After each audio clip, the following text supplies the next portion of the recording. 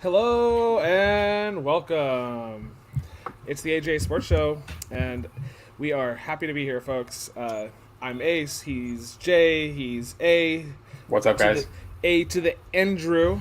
Um, Today we're going to be talking about a little bit of basketball. If you clicked the link, the little thing, you got to see some nice books, some nice reads. How's the season going? How will the season be remembered? Just a collection of 2021's finest works. So, Hi, Lord Lizzie. uh, hello, Elizabeth. Yeah, So on today's show, we're gonna be talking about the injuries, kind of, sort of, mostly, and we'll get into just some overall NBA stuff. Uh, You can what do you barely talk think? basketball without talking injuries nowadays. It's ridiculous. seriously. Right. Kind of So stinks. It yeah. sucks. It's absolute. The first round of the playoffs was so good, and I mean, we had to, pull ourselves to the end of this regular season. That was awful. And I have some stats from ESPN's Kevin Peloton about how awful the injuries were. And then the first round was unbelievable. Well, except for the Lakers, obviously. Yeah, And then up since then, I mean, we had Durant's performance last night, and then just an avalanche of news to just destroy all of that. yeah. They Today- said, "You want a good playoffs? Nah. Flip right to Yeah, Bernie." no. So as we get into it here, we'll talk about the postseason mostly, but it kind of ties into the regular season too. And then I got a question of the day kind of in the middle here to talk about. We'll ask you guys then, and if you guys are here, you guys can participate. And then we'll have a buy or sell round at the end. Ask everybody their quick opinions on the lay of the land, the basketball land. Okay, so we mentioned it, right? Injuries suck. So we have some highlights here, and we, right before we came on, we were just kind of surprised about Danny Green. Well, I heard that he had gotten injured, but my two gentlemen here beside me were like, "Oh, Danny Green's out." I forgot what happened, but he did something, and he's not playing for like 2 weeks. So Was it like a pregame thing? Because I didn't hear anything going into it. I did not hear anything coming into this game. And I just read he got injured, I think, in the last game. Seriously. Interesting. I Yeah. don't even know. It was probably overshadowed by the fact that Joel Embiid, I almost said Trae Young. I meant to say Joel Embiid went 0 for 12 in Yeah. the second half. And Yeah. Ben Simmons only took one shot. Yeah, he's out Yeah. 2 to 3 weeks with a right calf strain. Yeah, there you I go. didn't see that. Wow. Well, Another one, soft tissue. Go He'll be- figure. Soft he'll be tissue back injuries. for the NBA Finals if they get that far. If they make it. If they make it. Yeah. Well, we can only I guess hope for their sake. So CP3. We'll kind of just run down these lists and kind of just share thoughts about it. Of course, I am. Mr. Roboto. Yes, you are. See there? There's that one Dance Dance Revolution song or something, or we used to have it on at Pinecrest when we used to have summer camp. They used to bring out that little mat, and it was always that Mr. Roboto song. I never knew how to play Dance Dance Revolution. Some dudes go crazy on that, bro. That's like an athletic feat in itself. I've seen some of these dudes. We were walking through round one. It just Mhm. opened up, and we had to stop because there was I don't know if they were a couple or like a brother and sister. They were just getting it, not missing. They were on expert level, dude. dripping sweat. I couldn't believe I was it. They come loaded, bro. Ace, I'm with like a duffel bag. Like they come like as if they come in, they're ready to play 48 minutes on a hardwood, like in sandals and like with the Duffy and got the shoes. And I mean, these dudes, they're using the handle, they're spinning and breaking like Venice Boardwalk type stuff, bro. I'm like, hey, god dang, bro, it's DDR. We slow down a little bit. Elite. They're elite. All right. Yeah. Let me hop out real quick and hop back in. Just give me a sec. Sounds good. Just to give everybody an Cool. update who's still watching here. Early in the game, minute left in the first quarter. Philly is up by 15. Make that 17 off of Tobias Harris make. Yeah. 38-21. It's kind of what as long as Philly imposes their will. I mean, they're a more physical, long and just overall more talented team. You should expect them to come out on top in this series fairly easily. I mentioned the Joel Embiid stuff, but we'll get into it a little bit with more details after we talk injuries. But yeah. There we go. So as we need cryptocurrency and we need AMC to go to the moon here, so hopefully we could pay for an entire Wi-Fi like network. Like, do we have anyone in crypto? Yeah. Ryan? Was Ryan in crypto? Are you in crypto? Well, we have some money in Doge, but Doge kind of like. Oh, get out of here! Do you really? You and Elizabeth? Yeah. No we shot. bought. I didn't know that. I think we bought in like when it was like at 6 cents or something like that. So a while ago. Okay, that's not bad. Yeah. I've been in it for a minute. I didn't know that. That's cool. Yeah, Ethereum and crypto. Golly, man. We'll do like a AJ finance thing. We are not financial advisors by any means, but it's pretty fun, man. I like it. I really do. Do you want to see us lose money? Tune in. I'm good at that. Some of my coworkers have been trying to get me to buy Shiba. They're it's literally another. It's like these cryptos. They're just memes. Like, and I mean that's fine because people were calling AMC a meme stock, and people call those memes. People like with Doge and with Shiba, they call them dumb money. Like anytime you're making money, you're not dumb. So you can all kiss my rear. And to the heck with all the Wall Street firms. Oh man, good luck on AMC because I'm never selling. I'm never leaving. I'm holding, so you have to cover it. So get over it. I never lost. Buy the dip. Buy the dip, buy the rise, buy everything. Coming at you, Wall Street. Don't be me. Don't not get in. Get in on it. I need Joseph here so he can hear me go. Have you heard of the movies? Welcome. So dumb. I own like 30 shares of AMC. I own the movies, bro. The whole movie.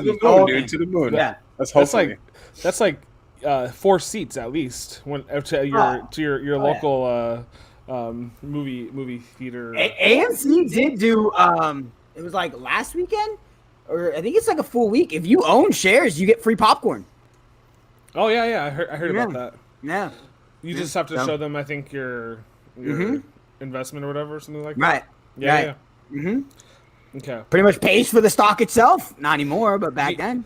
You know, they say if you're trying to hurt someone, you should hurt them where their money is, and that'll transition to hurting the NBA where their money is, and it's in their players, and the players are just they're falling over like flies.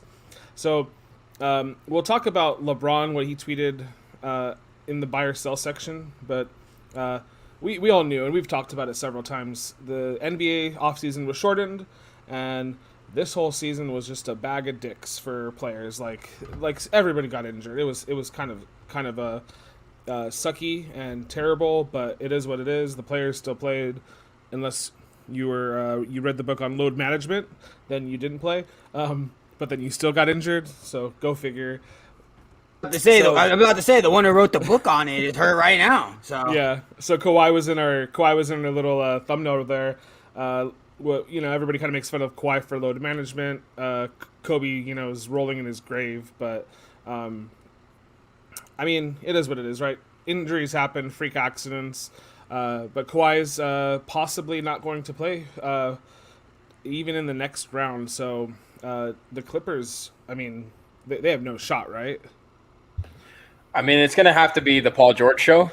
He's shown glimpses of the last 2 games, albeit at home, against a team without, one of their better wing defenders in Mike Conley. So, give credit where it's due. He did perform well in the last 2 games and got wins to be able to tie up the series with Utah. But if you're going to have Paul George as your main guy, plus Reggie Jackson and Marcus Morris, I don't think that's going to bode very well for you for a Utah team who's going to get 2 of the next 3 at home. And the Clippers, even with Kawhi, haven't beat since 2018. So it's going to be a tall order. 2019, I'm sorry. He didn't get there till 2019. But he's played against them, and they haven't won in Utah even when he has played in the regular season. So it's going to be a very tall order for the Clippers if Kawhi can't make it back. They ruled him out for Game 5. They haven't given a status for the next coming days or future rounds or anything. But it definitely looks kind of bleak for the Clippers, unfortunately. I had them winning it in 7. Jay did too, the series, and I kind of expected them to be the next team to be able to make the finals out of the West once the Lakers got bounced. But we'll have to wait and see now. So Paul George, real quick. I have his overall career playoff stats. He averages 20.6 points, 7.3 rebounds, 4 assists, 1.5 steals. And I don't know, 35% from 3, and 83% clip from the free throw line. So those aren't bad stats, but I mean, there's no faith there. There's like stats and success, and they haven't aligned at all for him. So I think that's the scary thing.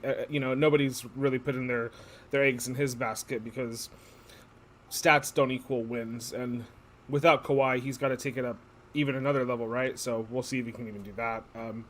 I mean, he's facing a Jazz team who does have a little question marks. So Mike Conley has missed time in this series.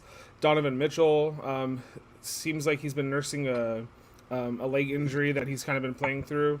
So injuries on both sides of that coin, but no, Kawhi is irreplaceable for the Clippers. And playoff Rondo hasn't been activated. There's no such thing. You wind the toy enough, and then at some point, the winding up tool in the back just breaks, and maybe this is just the end of Rondo. Like, I don't know. I mean, I had a lot of faith in him last year, and this year it doesn't seem like anything's happening. So. Your faith was warranted. He's playing with LeBron James and Anthony Davis. So, yeah, by all means. I know having Paul George and Kawhi Leonard, there are some people who, I guess are mental enough to think that's a similar combination. Go for it if that's what you think. But Rondo is not the guy that I'm going to be relying on to do anything remotely substantive in the playoffs. Now that Kawhi's gone, I mean, they're going to probably ask him to handle the ball a little more. But yeah, this is over pretty much. Paul George is. You said that some people don't have all their eggs in Paul George's basket. Well, I know the Clippers do. They gave up 10,000 first round picks. They don't have a first round pick until I start having kids. By the time they have a dang first round pick, because of how many 2027. Yeah, unbelievable. I mean, we got 6 years, and they're not even gonna have a first round pick. I mean, first round picks aren't everything in the NBA. Right. But it's not like the Clippers are like this destination franchise that everyone's just trying to get to and mauling their way to get there. Every time they've had any team worth of celebrating at all, it's been through the trade, or they've had a couple of good draft picks every now and again. But yeah, no, not having Kawhi Leonard is a huge problem. The injuries that are going on are a huge problem. What was that, Ace? If you're looking to put your eggs in some basket, put it in ours. Yeah. Like and subscribe. Yeah. That's yeah, right. We're not a bad spot to put them. Well, take care of them, invest them right. AMC. No, but pretty much everything you guys said. Kawhi Leonard has been one of the best players in this entire playoffs, to be honest, this year. When you look at his shooting percentage, you look at what he's bringing to the table on the defensive end. He's scoring the ball ridiculously from the free throw line, from the 3-point line, mid-range. He's doing everything that you could have possibly asked for. I don't know how they're going to recoup it. I don't think they can. And this is probably a 6-game series. If this is the case, I mean, Utah's probably going to win tonight, and then they're probably going to win in Utah, and then it'll be over. And then, we'll talk about Chris Paul, but I know the Phoenix Suns are praying their heavenly stars that somehow the Clippers pull off one of these games. So right, it's kind of scary just to extend it. It's kind of scary to think that like the Clippers Utah series is potentially over without Kawhi. I mean, Phoenix already swept Denver. Sorry. And then, I mean, Milwaukee, who had every reason to win that game 5. Yeah. When we talk about them, they're going to get ripped. They deserve to be ripped. It's unbelievable that they lost that game. Absolutely freaking. I got to stop. I'm getting my heart rate up. It's too early for this. I can't be doing it. We'll lay the mayo down before we put the rest of the deli meats and cheese on this one. So the Nets are without Kyrie. Doesn't look like he's going to play until, I don't know, maybe game 6 or 7 if it gets there. And then Harden's playing. Hubbled Harden is the hashtag if you want to type that into your Twitter. Yeah, half a Harden. Half a Harden. Yeah, it's So the Brooklyn Nets are up 3-2 in that series, looking like they have control over the series, especially since we just said Milwaukee just crumbled in Game 5. No lead is safe, apparently. Giannis is stats don't equal success either, so go figure. We don't got no Mamba mentalities floating around in anybody over here except Trae Young and Devin Booker. And maybe Joel a little bit. Joel can turn it up a little bit. And Donovan Mitchell. I'll give Donovan Mitchell a little love. And Kawhi. Yeah, he kind of deserves. Donovan Mitchell kind of deserves the love. I know you kind of said that little remark there, Jay, but Donovan Mitchell scored 30 points in 5 straight playoff games and hit 5 threes in 5 straight playoff games, and he passed Steph Curry for an all-time NBA record for most consecutive games with 30 points scored and 5 3-pointers made. We can talk about Kevin Durant. Yeah, so we're talking about the Nets, and we might as well talk about Kevin Durant at this point. Okay. So I'm gonna let y'all go. He went off without his hobbled pair of friends contributing much. The only player, I like the stats where 45, 10, and 10. This is the first player ever to do that. I think Russell Westbrook has kind of introduced that into this modern era where we pay really close attention to these stats, but ultimately it was cool to see he whipped some butt, some ass cheeks were slapped. Kevin Durant looked like he I don't know, he looked like he every burner account he's ever made and every person that's ticked him off, he was just putting up the massive FUs out there to everybody. He just went off, and that was cool to see because you don't always get hot and bothered watching NBA basketball, and he put on a nice show.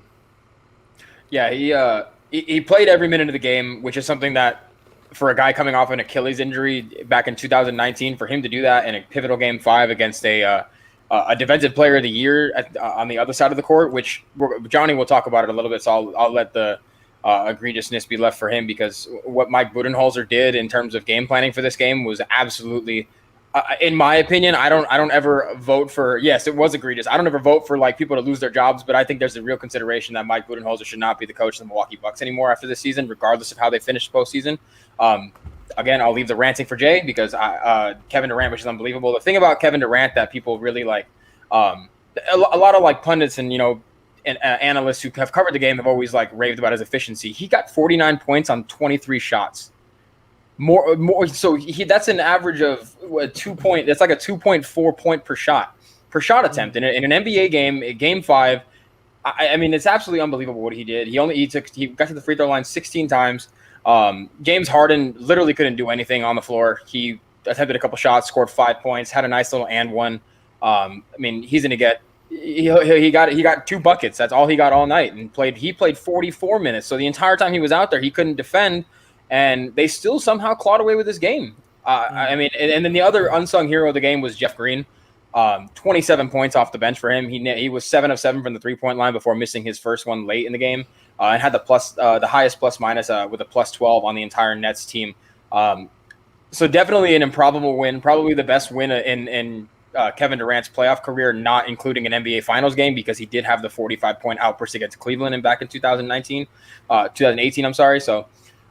Milwaukee is where you really have to analyze it a little bit more in terms of what went wrong, and I think Jay will kind of give them exactly the business that they need, because it was just kind of unbelievable what they did. So in a season that's been mauled and just ravaged by injuries, we've talked about all the people that have missed times, and I'll give you some numbers later to really take that point home as to how big injuries have played as a factor in this season. The Milwaukee Bucks are pretty damn healthy. Dante DiVincenzo is the only person out right now. The big 3 for them are there, and they have 1.25 of the big 3 in Brooklyn, and have somehow find a way to squash away a 19-point lead in the third quarter. It's not like you were smacking them up in the first and second quarter, and then all of a sudden the second half came around and all these. Dude, you were up by 19 in the third quarter, and then Kevin Durant started going nuclear. You allowed them to basically play 4 on 5 and get away with it and win the game. Because James Harden, I don't care what anyone's going to say. It was a great effort that James Harden was out there. That was a little slightly better version than Anthony Davis the other day, bro. Like when we saw Anthony Davis, it took me a whole minute to say, hey, dude, we got to get the Giraffe's got to get off the floor today, bro. The legs just don't have it. You know, it's not there. I watched James Harden for a minute. I was like, dude, he's not even, what, 30%? He's not even 30% healthy right now. He was 1 for 10.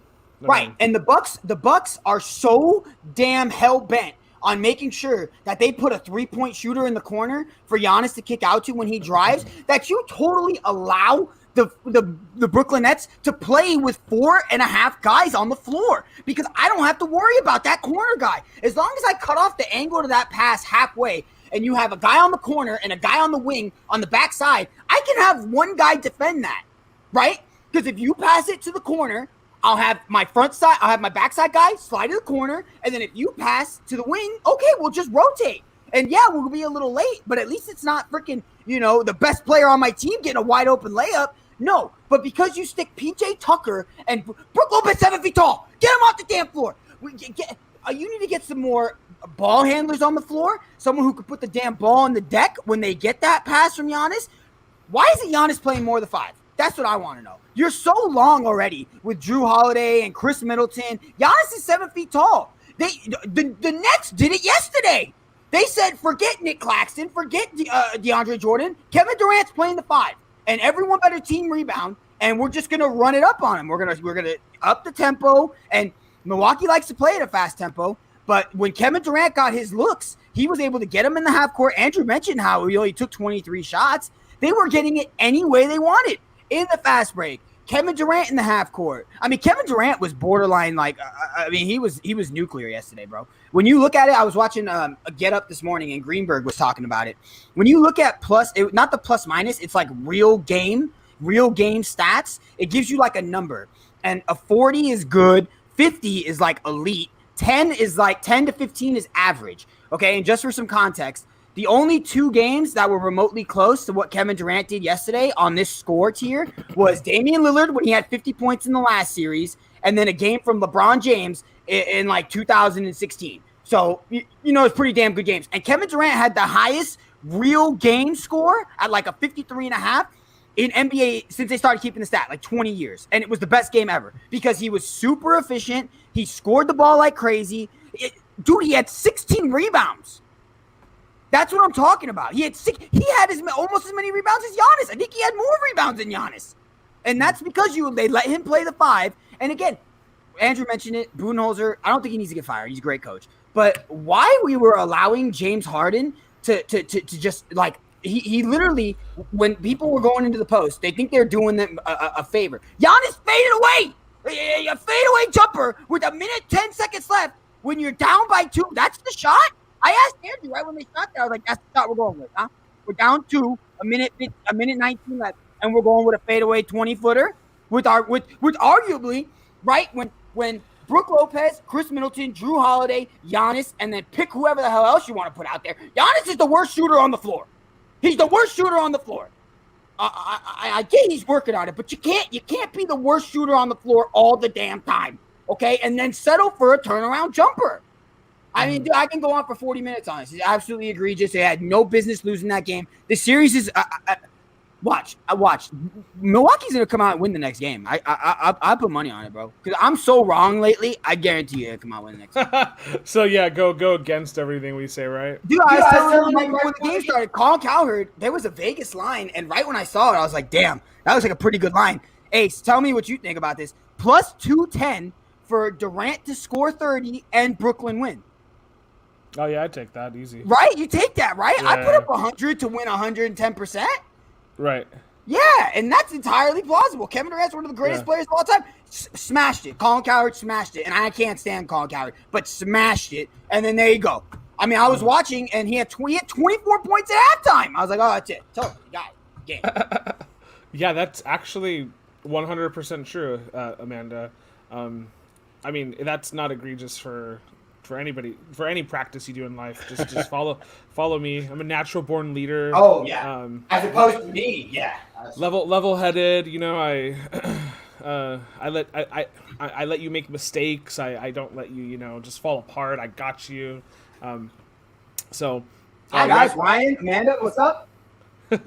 What's going on, guys? So so we talked about Utah briefly. We'll just skip past them because Conley isn't necessarily the biggest injury, and I know Danny Green is hurt for Philly. I don't think that hurts Philly's chances of moving on in that round. But the last injury I want to talk about before we get to our next segment here is LaMelo Ball winning Rookie of the Year for the Charlotte Hornets. So he missed 30 something games here this year, Andrew. I didn't get the. I think it was a little less than. It was maybe like 25 at most. Yeah, he missed about 25 games in the middle of the season. So yeah, he got Rookie of the Year. We were kind of going back and forth, this year in our predictions. Anthony Edwards, Tyrese Halliburton was like my middle. It's only really you. It's only really you. He was my prediction in the middle of the season because I didn't want to pick LaMelo Ball. This is before LaMelo Ball got injured, and I wanted to be different because I like to be different. And so he got Rookie of the Year, which is cool. Missing time but still winning Rookie of the Year. Andrew is correct here. He messaged me in my DMs right now, and he told me we forgot to talk about CP3. We did forget to talk about CP3. So Chris Paul has COVID, I think. We don't necessarily know, and this guy might be missing the rest of the West. He might not play for the rest of the Western playoffs here, and the Suns are in the next round, and they're likely facing Utah. So CP3 and is a CP3-less Suns team able to beat a Utah Jazz team? What do we think? I mean, it some of it is contingent on, I guess, two things. So, is Mike Conley going to be healthy for the Western Conference Finals? Given that we're assuming here that Utah does make the Western Conference Finals and they don't, poop the bed or anything and lose to a Kawhi Leonard-less Clipper team. Which could very well happen. We've seen, crazier things happen in the playoffs so far with in terms of injuries and all that. And then the other thing is how much time or can the Clippers extend this series to a point where Chris Paul can kind of clear all these protocols without the, obviously if he's sick or something, or if he did contract the virus, that would basically eliminate him from the Western Conference Finals. But if they're able to extend it, June 19th is the next time that they're going to evaluate him and go through the health and safety protocols with him. So then they'll make a determination based upon that. So that'll be in 3 days.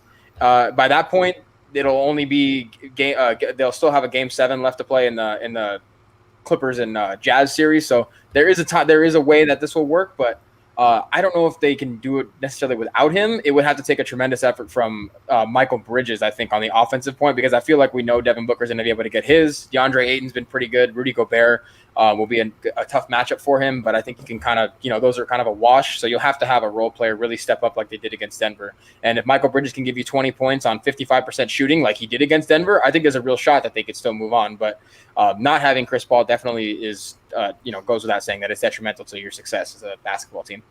But yeah, I just wanted to quickly point out, and then we'll move. I don't have much to say else.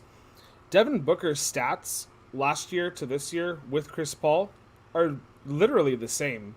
25 points this year, 26 last year, 4 rebounds a game this year, 4 last year. He had 6 assists last year, he had 4 this year. Obviously, Chris Paul takes some assists away. His steals are about the same. His blocks are about the same. His turnover differential was a little less. Chris Paul helped clean up the offense just a little bit. He didn't a little bit. He helped that offense out, I would say, like, tremendously-ish. Free throw percentage, about the same. 3-point percentage, about the same. Field goal percentage, about the same. So, all of the logistics there of his play are about the same. He just has a great teammate who's bringing out the best in the rest of the team. And without that, I don't have any faith in the Suns. Like, I was getting ready, like in my head, I was like, okay, I'm going to choose the Suns over the Jazz in the next round. But I can't pick them if Chris Paul's not playing. And I won't pick them if Chris Paul's not playing. So, and Ryan's not picking the Bucks because he's picking Brooklyn. And Brooklyn's next game, they're in the Eastern Conference Finals. They pressed yes, or they punched their ticket. I don't know. Yeah. I would go with the Bucks, but as we've seen, your boy's track record. Well, yeah, did pretty good in the first round. He did pretty good. We'll see how these second round predictions hold up. But yeah, I think that's a bold strategy, Kyle. See if it pays off for him. Yeah, I would definitely go with Milwaukee. If Chris Paul doesn't play, the Jazz are winning the series. Even without Mike Conley, the Jazz are going to win the series without Chris Paul. Now, Chris Paul's probably going to play. Like from what it sounds like, Jalen Rose came on and he was on Get Up this morning. And he mentioned that he was actually vaccinated. So the only reason why he would miss the entire Western Conference Finals is if he actually contracted COVID. People are going back and saying maybe he didn't get the vaccine because of some of his comments that he made back when the vaccine was first rolling out. He did say, he kind of like used real like political talk where he was just kind of like, it's everyone's decision, blah, blah, blah. And people are dissecting that comment saying, oh, well, maybe he didn't get it. Well, people, I don't know if, again, people just don't pay attention or anything. He's the head of the NBA Players Association. He kind of has to say that because he kind of is like a politician amongst the NBA players. So just because he said it's every player's decision doesn't mean he didn't want to take the vaccine, didn't not take the vaccine. Literally, he's the president of the Players Association. He has to look out for the NBA players. So if there are some NBA players, aka like Michael Porter Jr., who don't even believe this thing exists, Chris Paul just can't go out there and say, oh, everyone's got to get the damn vaccine. And then now everyone's dissecting what he says and saying, oh, well, look, he definitely took it. So, yeah, we don't know. No one knows. This is literally all waiting game. We're just going to have to wait and see if he clears. I have every reason to believe he's going to clear by the time they play their first game. I mean, at most, he'll miss the first game.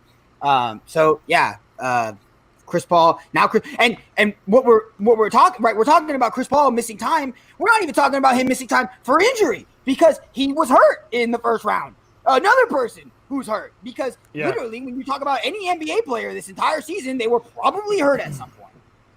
Yeah, literally. You go to you clicked on every team this year. Everybody was hurt. Me trying to navigate the injury report throughout this whole season was just redonkulous. I was like, I'm drafted up some episodes and I'm like, they're injured. Oh, are they not back yet? Like it was hard to I had a bowl of alphabet soup in front of me and it was spelling injuries. Like I couldn't get away from it, dude. Like everywhere I went, NBA injuries, man. We call this the J theory, where it's if he makes a bold prediction and it goes wrong. So that's what Ryan is referencing here. Yeah. We've been a little better lately, but just wait till NFL DFS comes around. It'll be a holy catastrophe. So we're gonna take a small break from NBA injuries, and we're gonna talk about some of our own experiences in the next segment. Let's do it. Hey.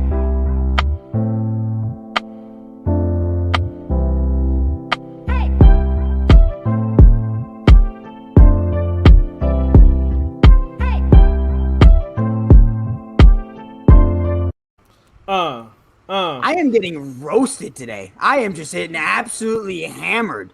Between Ryan and Amanda, I am getting, and you're not wrong. Chestnuts roasting on an open fire. I kind of started it, so I apologize. I know. The instigator himself. Stirring the pot a little bit, you know what I'm saying? Gotta bring back old Harden. So, before the transition dissipates forever, the question of the day today is: what is the worst injury you have seen or heard of / experienced? I feel like this is a TikTok. I'll go first. So the worst injury I've seen was one of my buddies in middle school. I don't know if I've mentioned this before, but we were playing flag football, and a little physical, mind you. He dove onto the grassy pavement, like hand stretched out, and his arm. He broke his arm. But that's not the worst injury. Like that's not the bad part about it. His bone cracked in half and pierced through his skin, and his arm looked like a Z almost. It was like that, but you could see like the bone sticking out. That's like one of those things where you're like, and I'm trying to be a good friend. It was at this moment he knew he fucked up. and a lot of the kids on the playground were like, like mortified. I was just trying to keep it together so he didn't freak out more because you're in complete utter shock at that point. But that was like, ugh.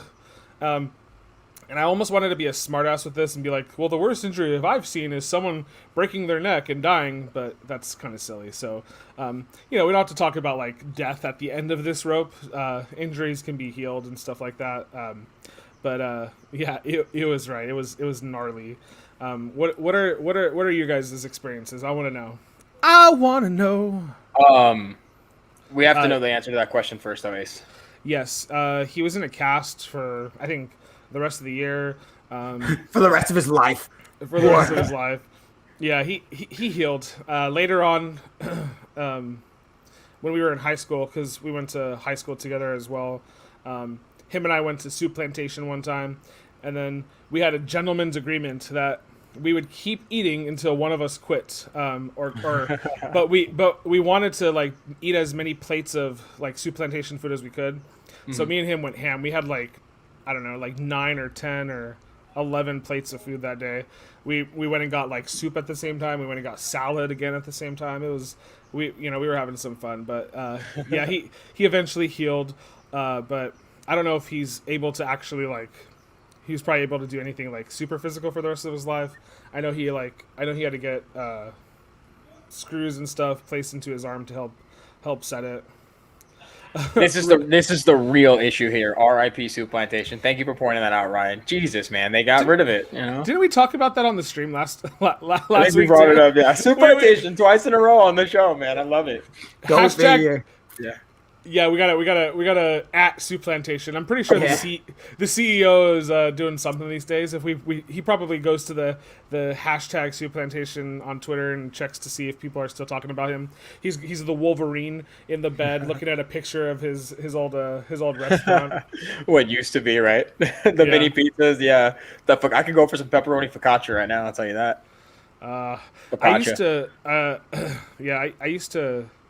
I used to just like those were good too. I used to not mess around with the salads. Like I was telling these guys on the show last week, and I called them sesame seeds, but I would put so many sunflower seeds on my salad. Like it was probably the most ridiculous, unhealthy salads at that point. Okay, let's read this one. Probably when one of my students got a gash on her scalp from running under the jungle gym and hitting her head. Blood everywhere. It was so scary. Yeah, I mean, that, like, what do you like? Blood can be deceiving too because you don't necessarily know where the wound or the blood's coming out of, and you're like, oh my god, you just see blood everywhere, and you can bleed out too. So that is scary. Anything to the dome. Yeah, you're going to the hospital. It looked a lot worse than it actually was, but thankfully she was okay and did not need stitches. Oh, there you go. See, that's a great end to your story, Elizabeth. Go, yeah, kid, go. That's a good end. Go, kid, go. Go, kid, go. That happened to a kid when I was watching, like after when I was back working at Pinecrest. This isn't the worst injury I've seen, but just like a little, like something similar. He was trying to jump off the swings and his shirt got caught and he just face planted. He missed the concrete. He gashed open his lip, but he missed the concrete, but face planted off the thing because his shirt got caught. But with that being said, he was okay. He needed a little bit of he didn't need stitches. He was able to. It was like a little like cut like on his lip or something, so he was okay. We just gauzed it up and stuff. But with that being said, I'll say what the worst injury I've seen. It's actually very recent. I'm pretty sure Johnny knows exactly where I'm going to go with this, and I just want to use it as an opportunity with my gigantic platform that I have now to wish Christian Eriksen a speedy recovery, because I don't know if you guys saw on Saturday morning in the European Championship in the 43rd minute, Christian Eriksen went into cardiac arrest on the field and just collapsed and actually was without a pulse for about 17 minutes until they were able to get him back to life, basically, because he'd had no pulse on the field. He's recovering in the hospital right now. We were watching and we thought like he got clipped from behind or something, and he just fell and was kind of embellishing an injury, but he was on the far side of the field, so we couldn't really see his facial expression. But he went down, and thankfully he was technically dead for 17 minutes. I mean, if you have no pulse, you're not until you're resuscitated, you're technically dead. They just don't call you dead until they stop trying to resuscitate you. So, right. I've heard people. This is not a theory, but or some crazy thing that I believe in, but I've heard that people, when they die and then they are resuscitated, they are a different person when they come back. Like, not that they're like, oh, I've seen the light at the end of the tunnel, but like their personalities change a little bit. Not 100% sure.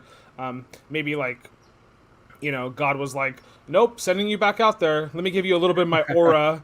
And, they're infused with some I don't know, some third world, otherworldly fuel now. But yeah, that was crazy. I've mentioned to Andrew before that when my time comes, that there's just going to be a trap door. Like, I'm going to see the gates of heaven. And then right when I get up there, there's going to be a little trap door that God pulls and just goes. Froo! So maybe they get up there and then they see that they're halfway down. And then they're like, hey, we'll give you one more chance. And they push him back out or something. Because, I don't know. I'm surprised Andrew didn't mention his injury. Because, to be honest, that was one of the scariest ones of mine that I've ever seen, because it was my actual brother. So I'll give you a little story time here. Chilling at St. Genevieve. Andrew, what were you? Probably a sophomore? No, this was freshman year training, starting. It was like the second day of weight training for the next football season for a sophomore. Right. We were doing. It was like towards the end of the school year. We were doing the training for summer. And I already finished because I was on varsity and Andrew was on JV. So I was chilling at the benches, hanging out with some of my boys. And then Andrew was doing box jumps, and everyone kept egging him on. I saw them having him do higher jumps, and I was like, "Oh, cool! A-Dog's doing well. He's jumping on higher boxes and doing higher box jumps." So apparently he got hurt. I have no idea. One of my boys, Justin, comes up to me and goes, "Hey Jay, I think your brother cut his leg." And I was like, "Okay, did he go to the nurse? What's he doing? What are you doing coming over here for?" And he's like, "Yeah, I don't know. They told me to come get you. He cut his leg." Nonchalantly. I walk over there and I see a hole in this dude's leg right here. Andrew, would you like to elaborate a little bit as to how you ended up with a hole in your leg? Holy cow.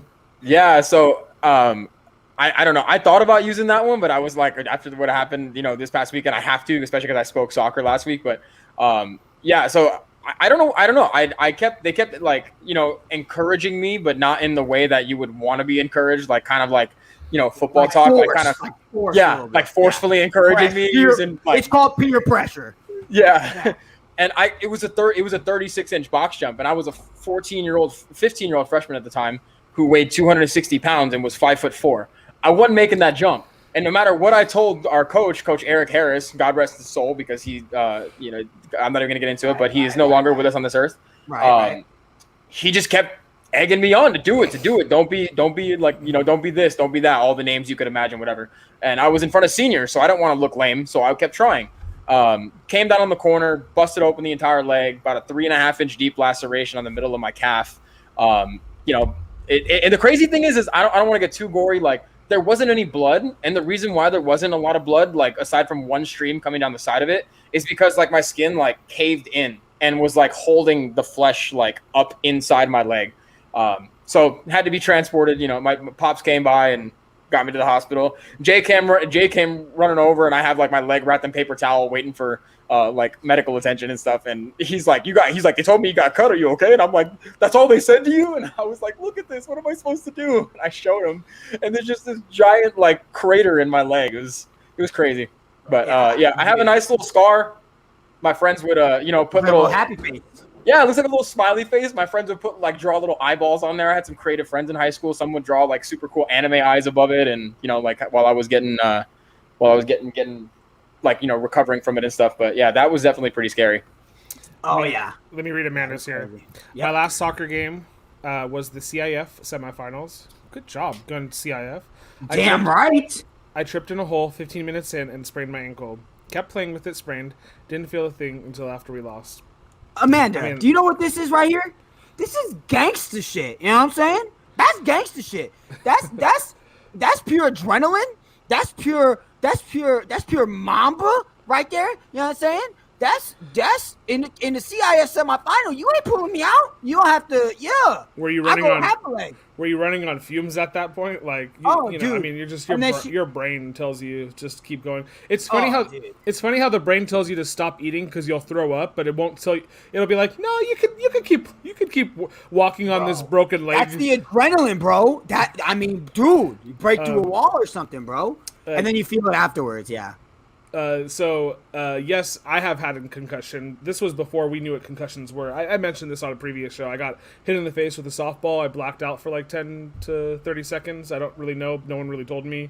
And then they were, the rest of my team, they were like, okay, go sit down on the pavement over there. Never got it checked out. Never, Yeah. pursued that further, but I remember having some headaches from that. I was gonna say never diagnosed. Like I know in football, I felt woozy and shit. But... Yeah, and then Ryan coming in here with the recent one, right? The Silva was this the Silva leg break? It was Chris. I think this time it was Chris Weidman. Oh, that dude's leg looked like a rubber band, bro. But a couple of years ago, Anderson Silva was fighting Chris Weidman and did the same exact thing. Isn't that crazy? They did the same thing. I'm pretty sure they did the same exact thing to each other. They both tried to kick each other, and they snapped their leg by doing it. Right. That's unbelievable. It was weird. So Elizabeth, she sliced her. I know this story. She sliced her finger at work one day and had one of her coworkers come tell me, and then very chill about it. They're like, "Yeah, Elizabeth cut herself," and I was building like a cabinet in the back of like our backstage area because Buena Vista Street was like opened that summer, and Elizabeth was one of the like opening cast members as well as I was for like California Adventures grand reopening. And I'm in the back building a shed, and then someone casually comes up to me, "Hey, yeah, Elizabeth cut herself." Oh, the second I found that she got cut, our asses went straight to our first aid, and I didn't care that I had tools out and everything. I'm just like, nope, taking future wifey to the first aid area. But it was crazy, deep. Man. My wife cut herself deep a couple of times too. New Year's Day, you remember that too, honey?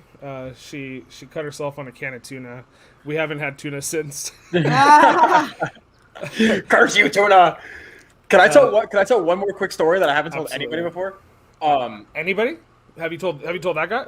I told the story, but I didn't really tell all the details of the story because it was kind of embarrassing. So I was at work at down at the recreation center over here, like the first year that I started, and we had like all these wires wrapped around, and they were held together with like for our little game room. The kids were playing PlayStation. I was trying to swap out the HDMI cord because it went bad, and they were wrapped like super tight with zip ties.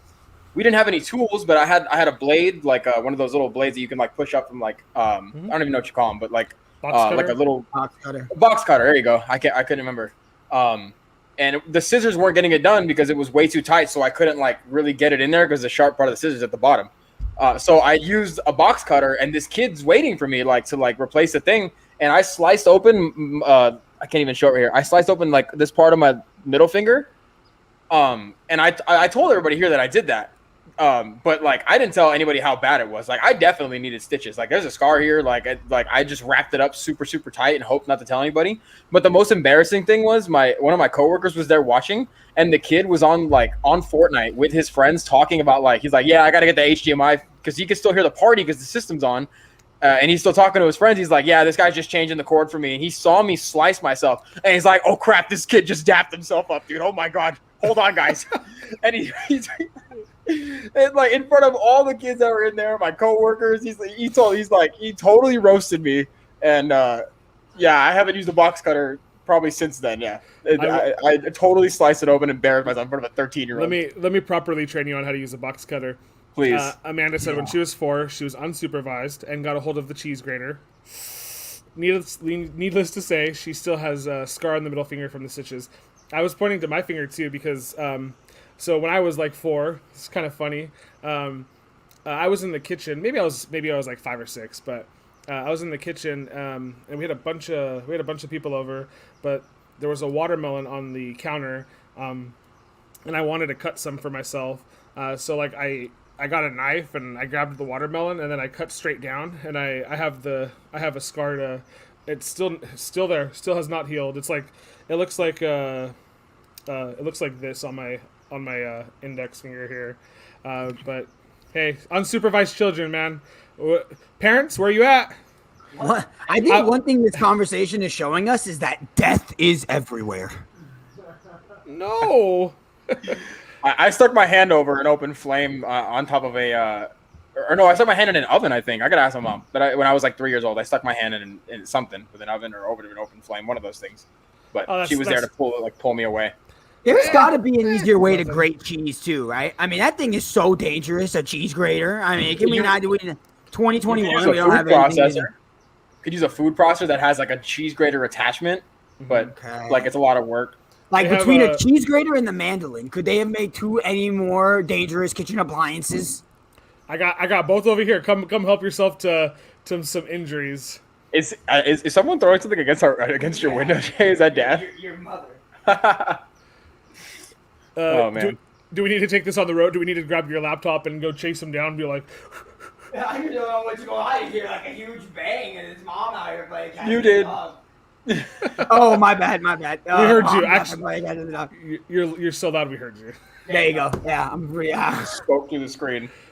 Okay, so I'm gonna end this on one last one. The Buffalo Sabres. This is the worst one I've seen in sports. There's a lot of bad ones in sports, but this one's kind of like on the level of Erickson literally almost dying. Buffalo Sabres. One of their players. I'm forgetting his name. But he got cut on the jugular for one of the skates. He lost a third of his blood volume. He had to get like 300 stitches. The fool almost died, like on the ice. In the jugular? In the jugular, dude, bro. That's one thing with hockey I'm cool with, bro. Like you can get cleated in baseball, bro. You get a couple stitches. Right. That's a literal blade underneath, bro. What if I'm on the floor? What if I'm on the ice? No shot. Right. Never been with the hockey stuff, bro. Never. Yeah, hockey just never really tickled me fancy. I know people like the fighting portion of hockey. It's kind of stupid, man. I mean, I feel like that's not a great take. I feel like that's a take that a lot of people aren't going to be with. But you suck. Why are we just allowing people to pummel each other in the middle? I got a game to play. Get the fuck out of here. No, we're playing a game. Like what? These dudes are just they take the gloves off and you have knives on your foot equipment. Your foot equipment. Yeah. Wow, I've watched hockey a couple times, but it's just not my thing. What are they called? Oh, skates. Okay, they're called skates. My bad. There you go. On your skates. There you go. I've tried ice skating, and I think this is why I don't watch hockey. I cannot ice skate. Think about your ankles. Think about your ankles. I fell so much. Yeah. I've never been more sore than any. And I mean, like I used to do like crazy weightlifting and stuff, and I've never been more sore than after falling over and over on ice skates. I've never fallen over on the ice. Elizabeth took me to go ice skating. I was like a freaking natural, pure athleticism, bro. Bro. I just went on the ice. I was like, I got the hang of this. And then I was doing some pirouettes like day 2. Crushed it. Couldn't be me. I can't even go to skate land, bro. Okay, so hello to someone in Andrew's atmosphere. That's a good old pops. Literally opens the door and flips us the double bird. We are pretty good. The wifey and I challenge anybody to a 2-on-2, 2v2 match ice skating. We'll crush you. You guys win. I'll bring the coffee to warm you up after you're done. With our foot equipments, we're solid. We're so solid on the ice. Okay, so if I asked you this question now, Jay's gonna sell. He's gonna sell hockey, but let's do a little buy or sell about the NBA. It's this week's buy or sell.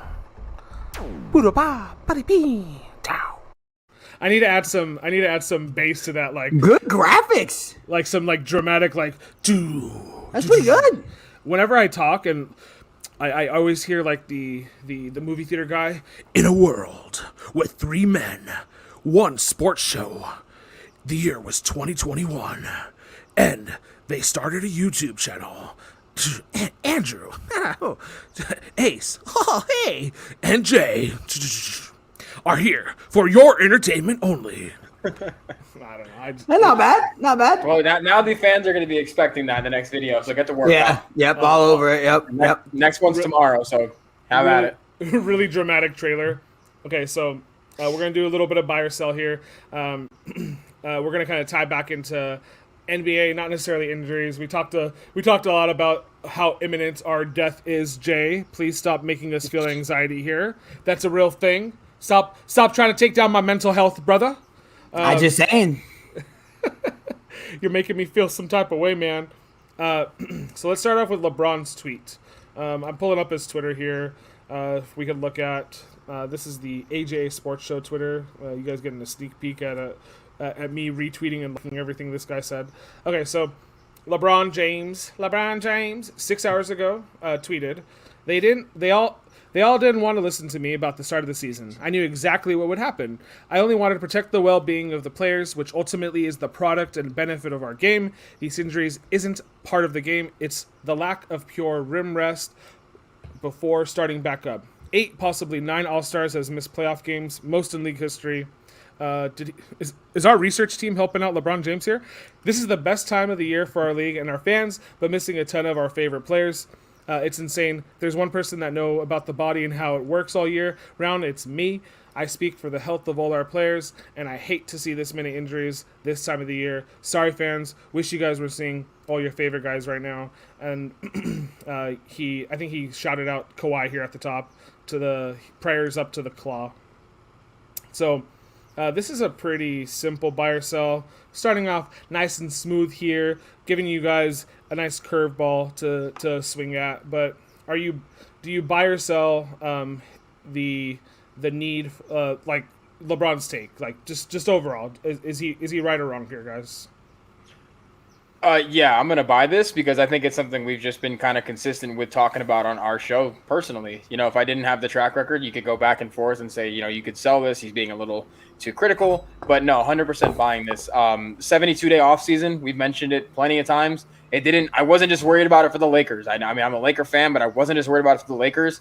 We mentioned a couple months ago on the show that every team that was in of the 4 teams to make both conference finals in last season's postseason bubble, they all dealt with a major injury, whether it was Kemba Walker, Bam Adebayo and Jimmy Butler, Jamal Murray, or Anthony Davis and LeBron James. They all dealt with a major injury. And now we're seeing even more of them come to fruition and come to light with the continuing of this year's playoffs. And it does suck because, you know, we got a lot of guys out and, you know, it doesn't just go to injuries. It's also about like COVID protocols too, as we're seeing with Chris Paul. But Jay already, like you mentioned, that he was injured in the first round. So it's been quite the year for injuries. Kind of the likes we've never really seen before. We've seen a lot of basketball, and I've never really seen this many injuries really be this big of a problem. But so I'll buy this 100%. Yeah, huge buy, and I'll give you a couple of key stats as to why we're buying this. Andrew, you kind of mentioned that we've never seen this. We've never seen this affect the top players in the league as much as we've seen this. Again, like Andrew said, check the tapes. We've been talking about this since the beginning of the regular season. This has been the shortest offseason that any professional sports has ever had in the entire existence of professional sports. When you look at the data, all it does is prove that. This season, the average number of players that were sidelined per game due to injury, non-COVID related. So when you add COVID, I mean, this goes absolutely bonkers. But without COVID, was 5.1 for both teams. So on average, when 2 teams suited up, 5 players were in street clothes, right? Okay, this is it. Since 2009, 2010, Kevin Peloton from ESPN has been tracking this. Okay, the highest before that was 4.8. So 4.8 to 5.1 doesn't sound like a lot. That's 5%. Okay, now let's talk about the top players in the NBA, right? Of this season's All-Stars, so All-Star players from the East and West, they missed 370 out of a possible 1,944 games. That's 19%, highest in NBA history. The league average was that right now, if you were to look at it, every All-Star missed this season almost 14 games. So 14 games of your 72-game season, those guys didn't play. Okay. And lastly, because I've talked about this a lot, is soft tissue injuries, right?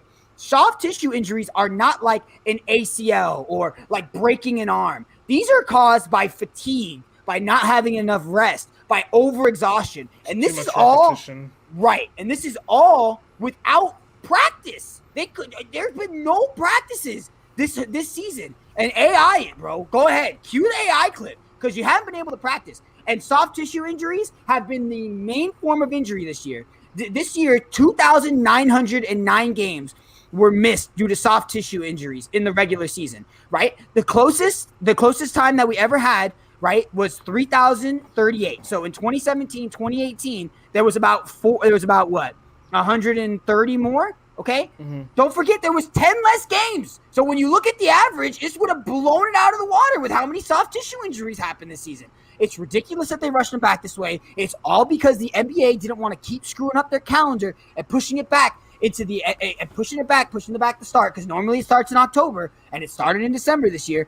Right. Bro, NBA, the only thing going on right now is baseball. I'll take the damn finals. I'll take the finals in July. I don't give a rip, dude. Okay, until football starts and until October baseball starts, I want NBA. So, and I don't need regular season NBA in October because I have football. Okay, so think about the viewers. Think about me. This is Johnny pleading out to you. Stop putting my players in danger. I swear to God, LeBron James is hurt. LeBron James only been hurt one other time in his career, and that was for another hamstring. Okay, yeah, I need to get. Dude, should be in the finals this year. Should be in the finals, number freaking 18.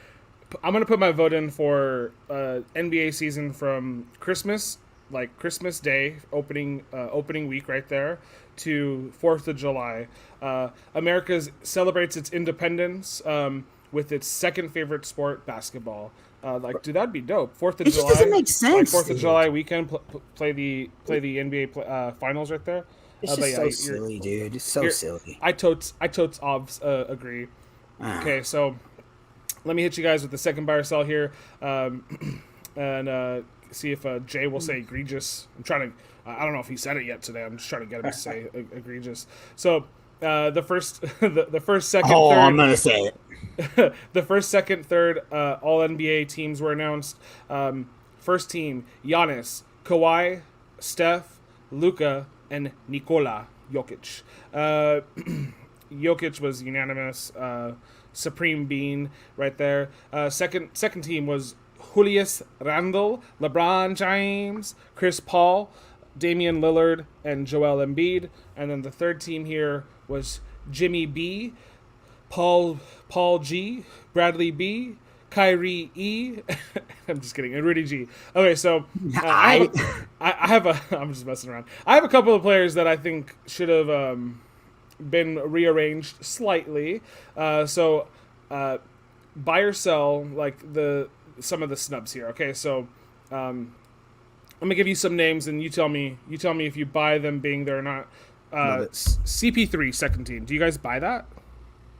I think he should have been like third team. I'm fine with him being on a first or second team, first, second, or third team, but I would have put him on the third personally. Yeah, third team. I mean, stats matter to a certain point, and they're not the end-all, be-all, but when you average 16 and 9, you don't belong on the second team, I don't think. I say buy.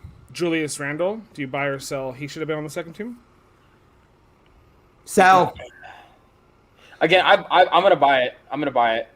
Okay. Yeah, I think he did enough, like, just to be able to say he made, like, he was second team All-NBA this year. He was that good this year. He had. I mentioned this to Andrew yesterday, and I know that obviously the Indiana Pacers didn't make it to the actual playoffs. They were only in the play-in, but Domantas Sabonis was a very real, and I would say a better comp to what Julius Randle did. Domantas Sabonis is so undervalued right now; it's ridiculous. The New York Knicks effect probably playing a little factor right there. And he won Most Improved. So again, I'm selling second team. Like okay, third team, and I get it. I'm arguing semantics, bro. But when we're looking like Donovan Mitchell and Jason Tatum lost out on 25% more of what the max cap could have been because they weren't on this. And the fact that Jimmy Butler is on there and not Jason Tatum is ridiculous. That's the one that bothers me the most, Jimmy Butler being on third team. So I was going to ask you snubs here. Okay, so Jason Tatum, I think we buy. Right? Yes. Okay, Russell Westbrook didn't make this list, right? Isn't like over Bradley Beal? Like no, right? Bradley Beal's second leading scorer in the NBA. I know. I mean, yeah. No, I don't know. Russ probably doesn't make it for me. I'd sell Russ personally. Donovan Mitchell. Should he have maybe been on this list? Oh, I mean, who's he? I would have Donovan Mitchell over Paul George. What about Zion Williamson? I'll sell Zion. Really? Yeah. I get because his team didn't win. Is that why his team didn't win? I mean, dude was unbelievable. I mean, yeah, he was unbelievable. 27-7 on 61% from the field. That's incredible. But you got to win games. You got to at least be, Bradley Beal was second in the league in scoring, so that's why he automatically gets a spot. I think had it been the first time Russ did the triple double in the season, he probably would have got it. But it's the fourth time he did it, so it's not like it devalues it, but it's just what we come to expect from his game. It devalues it. It devalues it in the sense is that we expect him to give us those stats, but we know it doesn't translate to successful basketball all the time. So that's that's kind of the way I look at it. So Donovan Mitchell, I'm not a. He was in Devin Booker. I mean, can't you argue he should be in there above his boy? I would say so. I might put Devin Booker in there above Chris Paul. I know he. Yeah. Kevin Durant. See, did he miss too much time? Like is that? But James look at Harden. Paul. Look at Jimmy Butler. Jimmy Butler missed a ton of time. James Harden. I mean, he was unbelievable. He almost averaged a triple-double this season, but he didn't play. Yeah, exactly.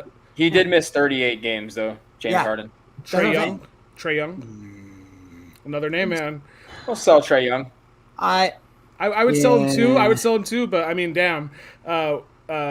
And then real quick, so I think Ben Simmons could have maybe been there, but I'd probably sell that. I'm the biggest Ben Simmons supporter, and I would have sold that. So Jason Tatum can qualify as a guard or a forward. He had more votes overall than Kyrie, but the NBA slotted him in as a forward. So in terms of forward, he didn't rise and make the third team, but he should have technically been all NBA third team as a guard. So that's kind of the effed up thing there. Just wanted to share that. I hate that Jason Tatum plays in Boston, bro, because I love that dude. I have such a man crush on Jason Tatum and his basketball skills. It's unbelievable. He's probably not going to play there his whole career. Okay, so look real good. Purple gold could play with Kobe's team. Big Kobe guy. Why not? Give me this one a little quicker. Giannis, is he overrated? He's putting up all the stats. I feel like in a way, his otherworldly stats ever gonna make up for the fact that he's been pretty dry in the postseason? He's still putting up some stats, but his teams are blowing leads. Is this a product of him being overrated in the media, overrated in just in terms of how we look at him?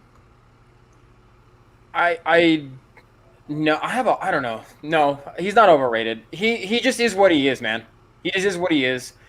He has things to work on. It's a Ben Simmons situation where you want him to be a better shooter, but it's just not really his game. Get into the basket, the quick first step. His physicality is really where he shines. I think if he's going to improve one thing, I don't want him to go out there and become a better three-point shooter. I don't want him to go out there and become a better jump shooter. When we were watching the game, I was kind of yelling, a couple times when they were giving him 5 feet of space for him to shoot it, and that's not his game. I just as a basketball player, you get frustrated. But no, he's not overrated. I think if he could improve his free throw game, when you're taking 10 seconds to shoot every time, it's just way too much time. You just got to get up there and shoot. At the end of the day, it's all mental. It's mental, bro. Free throws are all mental. It's all mental. You just got to get up there and shoot it. Just trust your stroke, trust your legs, trust your body. It's 15 feet away. Knock him down. Jay, you're shaking your head too. You don't think he's overrated? No, you're selling that too. He's probably the third best basketball player on the planet. He's properly rated. Yeah, he's the third best basketball player on the planet. And like Andrew made the Ben Simmons comp in terms of how you want him to improve, but he shoots the ball light years above what Ben Simmons does because he actually tries. I genuinely think that the Milwaukee Bucks need to look into playing Giannis at the 5. I don't know why that's something they don't do more often. He's 7'1". You are not lacking length when you have Drew Holiday, who's a big point guard, Chris Middleton, who's a big three, and then Giannis, who's a monstrosity. Giannis is a real life monster. That's what Giannis is. He's the monsters if they somehow became humans. That's what Giannis Antetokounmpo is. He actually kind of looks like one too. Oh, he does. I mean, dude, he's so built. He's got shoulders that can carry the New York State Empire State Building. He's got big hands. And that's why he can't. I mentioned this to Andrew. I've never seen someone hold the ball when they're shooting a free throw with a 90-degree angle on their left arm. I've never seen it. I don't know how he shoots. I don't know who's teaching him to shoot like that. I don't know why you would ever want to shoot a basketball. Literally, Ace, his hand is like this when he's shooting a free throw. It's 90 degrees, full sideways, extended. He's got and I guess maybe because his hands are so damn big. I don't know, bro. That fool needs to shoot like 100,000 free throws this offseason. If they have enough games, days off in between. Bro, he does. For the offseason. I mentioned this to Andrew. Like, a lot of people are like, yeah, you just got to shoot more. Bro, these are professional athletes. They get paid millions. All they do, I bet you Giannis wakes up every day, goes and shoots like 100 free throws. Kobe didn't have a 3-game. Kobe developed that by working hard, waking up at 3:30 in the morning, going to the gym, being there at 4. He's the greatest worker we've ever seen, pretty much. Being home in time to take his girls to school, then going back to the gym. Like, I mean, do you know how dope being Kobe Bryant must have been? I mean, how dope and how hard it must have been. Like, literally, his solution to damn, LA traffic is crazy. I'm not getting home in time. Just give me a chopper. Go ahead, you get the chopper. Yeah. Right. Oh man. Okay, so last buy or sell here, and then we're gonna go to go eat some dinner and watch some late night sports here. Love it. So buy or sell Jokic's ejection in Game 4 of the semis, which the Nuggets lost by 7 to the Phoenix Suns. Yeah, it's gonna be a sell for me. The game wasn't going their way. They probably wouldn't have won it anyway, but it's not. It was forceful, but it wasn't with the intent of hurting a player. He was just kind of irritated and wanted to get the ball back after a miss, which if you play basketball, you understand. Like, sometimes you get a little like heated. It just seemed like a flagrant one would have been fine. Shoot the free throws, Phoenix keep possession, move on.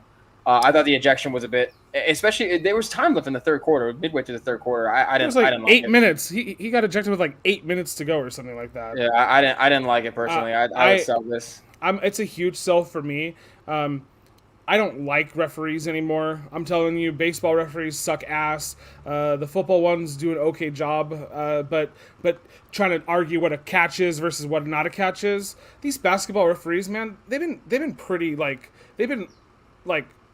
you could squat, and I could do everything better than them. Like, I don't know why I said you could squat. I was gonna say a shit joke, but I could do everything better than them, and I'm an untrained person on this planet that doesn't know every NBA rule. The fact that like Jokic after this play like tapped Cameron Payne on the butt, and like Cameron Payne didn't seem like he wanted the Jokic to like leave the game, and Devin Booker got in his face because he's just gonna get in his face. He did that in the first series against the Lakers. This Suns team is, they're a little feisty, so like I could kind of see where some of that animosity is hitting at each other. But that's just high fueled, intense basketball action. Like, let them freaking play, man. And Jokic, I'm gonna zoom in a little. He does look a little mean mugging right here. But I mean, I wouldn't say like he's mad. I wouldn't say like he's angry at Cameron Payne. He's looking to get the ball. He literally just grazed his face. I mean, obviously, Mr. Slovenian muscles here is going to hurt him when he glides down his face. But, I mean, Cameron Payne wasn't seriously injured. Cameron Payne has been playing super well this postseason anyway. So, like, this is only going to make him, like, fuel him to be better, because he's probably thinking, oh, some of these guys are playing really hard defense against me. I must be doing something right. But yeah, I mean, whatever. I hated that this happened, and hated that the Nuggets got swept, but it is what it is. Yeah, it's a huge sell for me. Didn't understand it at all. We saw a foul in the last game last night that I could have sworn was going to be a flagrant, considering they called this a flagrant, and obviously it wasn't called. You guys got to it pretty quick, so I'm not going to talk too much about it. It's a damn sell. What I will buy is Battle Royale Jokic's versus like the entire NBA. Did you see their brothers on the sideline? Dude, his brother was ready to storm that sucker. And dudes are huge. Holy crap. They had a picture of the security guard like telling him to slow down. You can't pay me enough to tell homeboy to slow down. You better get some bigger guns over here. That old man, he's like, hey, slow down, boys. Hey, no, bro. You want to get on there, bro. You got to do your thing. I ain't going to stop you, big boy. Because that dude is like an actual bear. Like, he's like the size of Jokic. The Brooklyn Nets security, one of the Brooklyn Nets security guards got in trouble for not doing his job or whatever. Oh, he's a nincompoop. Yeah, he came on the court and touched, he grabbed PJ Tucker. Yeah, he like shoved him. So as far as I'm concerned, in the first round we saw player safety not being taken into consideration as much, and that maybe overshadowed some of the bad referee calls. And I watched a lot of the first round action more than I've watched the second round. And that first round, like I saw a lot of bad calls being made, not just on the Lakers. I watched watching every other game too, man. And Ryan brings up a great point here. Referees should be heard, not seen, right? Like we need to know that they exist and that they need to be doing their jobs, but like they shouldn't be the first thing on everybody's mind. And some of their role in all of this has been deterred a little bit because there's so many other like storylines going on right now that this NBA season has been fueled with so much stories and whatnot. But referees, man, like these guys get paid pretty well, and I understand it's a tough job. But like, so is being a doctor. Doctors can kill. They sometimes kill people, on accident, and they can't save someone. Like these are high intense, paying jobs, which I'm pretty sure NBA referees get paid pretty well too. They're protected. Yeah. They have a union. They're protected by that as well. So you can't come out here and not just keep getting better as technology gets better with you. Like these referees should be getting better too. It's NBA. You're playing with 2021 technology, and your referees are acting like they're the bullies on the playground. Like they're stuck in mentality when they're grown up. Like they could do whatever they want. They can sway the action however they want. Like no, like come on, no. I don't know about all that, but Asa not liking referees and Andrew not liking fouls. Andrew loving the first free throw to get missed on a foul shot. Those are two things you can't get over. What do you think is the average NBA referee salary? What do you think that like range is? It's like probably 70,000. At least. Oh, yeah, lowballing. What do you think, eh? No, it's more than that. They're probably making at least $180,000 a year. You look this up. Nah. 180, that's the minimum. 180 to 550. Good call. The reason why I thought it was 180 is because NFL referees start off at like 250. And I'm like, NFL referees are out there for like, a couple weeks for like less time than NBA refs, but they're, it's just different, and the NFL draws a little bit more like revenue. So I was just like, let me knock it down a little bit. I can't believe I got it right in the head. I didn't look it up. I swear, I just guessed. You're telling me I get paid $180,000 to probably referee a game that I love? I'm pretty sure these refs love basketball, and you can't even do your fucking job? Oh my God! It's just become that's the minimum. A lot of them make it more than that. That makes you feel any better. Yeah. Why did I even say 70? That was such a wonder what Scott Foster's making. He's probably living lavish somewhere, knowing that he just ruins Chris Paul's playoff games. So just living so happily. These referees are literally millionaires at this point. They could be. Yeah, they could be. Potentially could be, right? You save, invest in AMC. Yeah, probably. No wonder some of these dudes are still refereeing after 20 plus years in the league. Man, they're just stacks on top of stacks, man. Shoot. Google says 28K. No shot. No. Maybe for like a high school. Like an average, yeah. Because like an average referee makes like $16.25 or something like that. Right. But no, talking about professional, Amanda, they make good money. Like, didn't Little League? Don't they give like $50 to Little League umpires? Like when they. I used to Little League, and I used to get a damn coupon to the snack. You used to get a bucket of fries and a soda. What do you mean? Yeah, I used to get $20 and a little coupon to go get a hot dog and a fries over at. This is why you needed a union to negotiate your damn wages right for I you. did. I had parents yelling at me and stuff. I'd ring up, bro. I was such a beast when I was ringing people up. It was the full. Everything, you know what I'm saying? I was going all over it, dude. When you struck out and I was the referee, I was embarrassing you. I was embarrassing. I was letting everyone on the AAA section of Sherman Oaks Little League know that you just got rung up. Yeah, yo mama watching's gonna know, little Billy, that you're struck out for the third time today. Go hit the tee. She said, I didn't click the link. 188 for NFL, 212 for NHL, 235 for MLB, and 375 for NBA. That's the average. They do the most traveling. NBA officials, I would say that. They probably do the most traveling. Well, it would make sense. Especially this year. The NFL referees don't work as many games. Yeah, they work one game a week. They work one game a week, right? You could probably spend 3 days with your family. 2 days on that's the road. not a bad gig, actually. 2 days on the road, 2 days working. I mean, that's not bad at all. You just don't ever get to watch the games. That's the thing. I couldn't do it. You watch one game a week, right? You watch the game you're calling. I better be referee every Chiefs game. I'd rather watch 15 games a day with Krispy Kreme donuts at my side and a cup of coffee. Nope. No, thank you. We'll get into that one day, bro. You're telling me? Okay, hold on. I have to say this. The NBA referees are fit. The NFL referees are fit. The NHL referees are mostly fit. The MLB referees are chunky, and they get paid $100,000 a year on average. If I made that, I'd have a coach, a gym coach, and a personal home chef to help me lose some weight, because at that point they got no excuses, and they're on the road. Well, they just stand there. I mean, NBA refs are running up and down the floor. I mean, could you imagine being an NFL referee and, like, Alvin Kamara breaks, like, a 90-yard touchdown? Right, keeping up. You better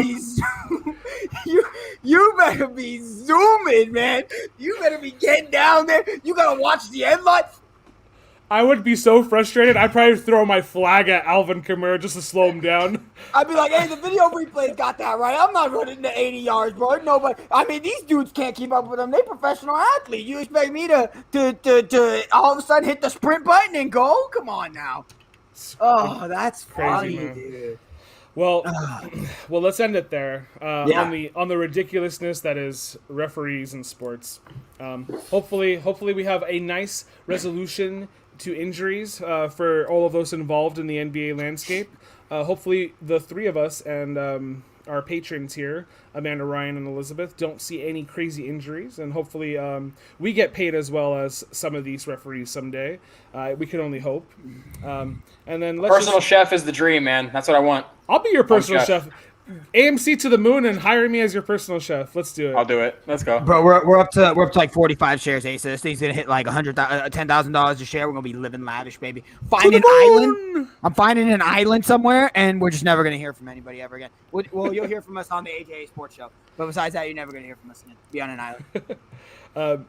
So that's going to be it for us. Thanks for tuning in, guys. Hope you guys enjoyed the show. We appreciate you guys participating. We will be back mañana with some tequila or some bourbon or whatever, some schnapps, and we'll talk some baseball. Until then, guys, have a great rest of your night.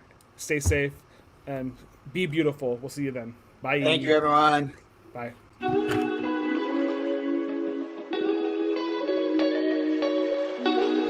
Have a good one, Amanda. Bye. I'm telling you, a personal chef. Give it to me. Just like